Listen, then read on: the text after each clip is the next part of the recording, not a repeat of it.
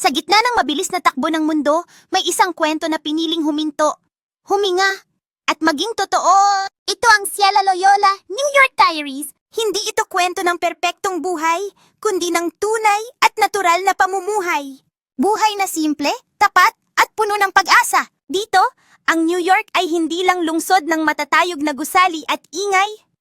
Ito ay salamin ng pangarap, paaralan ng tibay ng loob, at tahanan ng mga kwentong binubuo araw-araw. Ang channel na ito ay para sa mga taong mahilig maging natural, pinapahalagahan ang genuine at totoong buhay, at naniniwala na ang katahimikan ay may sariling lakas. Makikita rito ang mga simpleng sandali.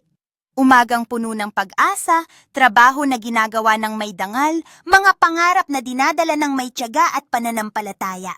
Ito ay ligtas na espasyo. Isang lugar kung saan walang paghuhusga, walang pagpapanggap, tanging pag-unawa, inspirasyon, at kabutihan.